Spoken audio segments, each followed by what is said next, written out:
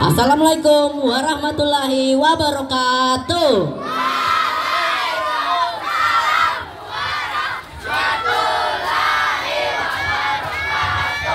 Dewan juri yang saya hormati serta penonton yang berbahagia, nama saya Andi Azrul Dihiaul Haq dari kelas 7A. Saya akan menceritakan sebuah kisah dongeng berjudul Lebah. Penonton mau dengar ceritanya enggak? Baiklah, saya akan ceritakan dongengnya. Alkisah tentang lebah. Ada 3 orang anak, namanya Ala, Ale, dan Alu.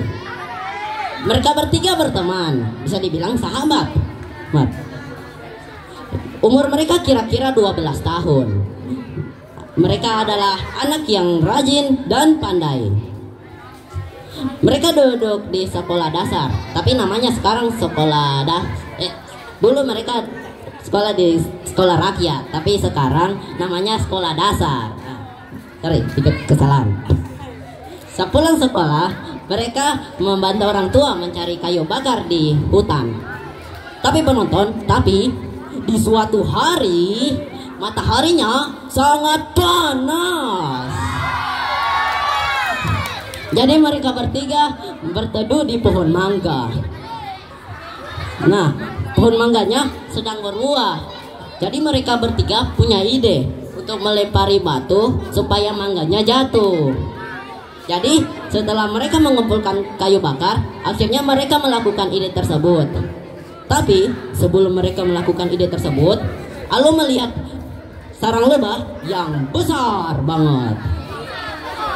Jadi Alu bilang, aku takut, aku tak mau melempar batu. Kalau lemparan kita terkena sarang lebah, pasti lebahnya mengejar dan menyengket kita.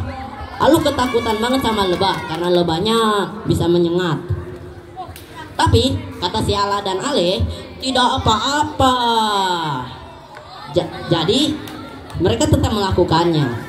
Tapi saat Ale melempar batu, lemparan Ale tidak sengaja kena sarang lebah. Wah, aimnya Ale itu agak lain. Akhirnya sarang lebah pun hancur dan lebah-lebah itu marah dan mengejar mereka. Mereka pun lari. Tapi sayang sekali, Ale tersengat tan lebah di bagian kepala dan sekitar mata. Akhirnya kepala dan matanya si Ale bengkak. Ale pun nangis tersadu-sadu.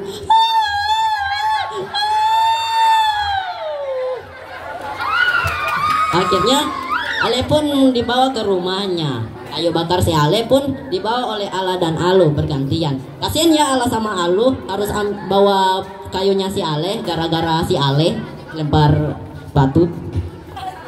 Setelah tiba di rumahnya si Ale, ibu si Ale datang dan bertanya, "Kenapa kau menangis, Nak?" Ala pun menjawab, "Disengat lebah, Bu. Tadi kami saat mencoba melempar batu ke mangga, gak sengaja Ale lemparannya kena sarang lebah, akhirnya disengat." Ya, ibunya Ale pun mengambil minyak tawon atau minyak lebah dan dioleskannya pada bekas gigitan dan bagian yang bengkak. Ibu si Ale sambil mengoleskan minyak tawon, ibu si Ale pun menasehati mereka bertiga, kalau lain kali jangan mengganggu lebah, sebab karena lebah bisa menyengat mereka, bisa menyengat manusia. Tapi bukan berarti jangan dimusnahkan juga, karena lebah ada manfaatnya juga. Ibu si Ale pun menceritakan suatu kisah tentang mereka. Dulu saat Ale masih kecil, lidahnya putih gara-gara penyakit. Nah, ada nenek datang dan memberi petunjuk bahwa madu lebah yang asli adalah obatnya. Jadi ibu si Ale pun mengambil kapas dan menyerap itu madu ke kapasnya, lalu digosokkan ke lidahnya si Ale. Akhirnya Alinya sehat dan bisa menetek dan tidak menangis. Nah, ibunya si Ale pun menceritakan sesuatu lagi. Dulu saat Ala dan Alu masih kecil, Ala dan Alu sering batuk-batuk. Termasuk si Ale. Jadi ibunya si Ale memberi obat madu yang dicampur dengan daun mayana yang hijau dan yang merah. Bahasa buolnya itu poyohungo. Akhirnya batuknya mereka pun sembuh. Nah, tanpa sadar ternyata sudah maghrib. Akhirnya Ala dan Alu pun pulang ke rumah masing-masing. Tamat. Jadi apa makna dari cerita ini? Nah, maknanya menurut saya maknanya itu semengerikannya makhluk-makhluk itu pasti ada kegunaannya. Contohnya seperti lebah. Walaupun lebah itu menakutkan karena bisa menyengat, tapi dia menciptakan madu yang bisa dijadikan obat dan sehat. Kita harus bersyukur pada Tuhan karena telah menciptakan lebah yang menghasilkan madu. Sudah, itu aja sih. Tapi sebelum mengakhiri ini dongeng, saya punya kata-kata hari ini.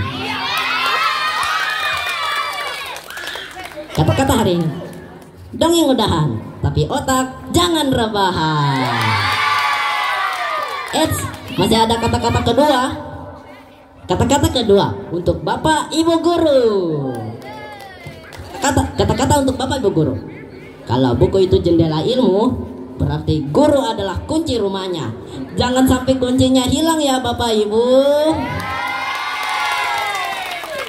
Sudah, sampai situ saja. Terima kasih. Wassalamualaikum warahmatullahi wabarakatuh.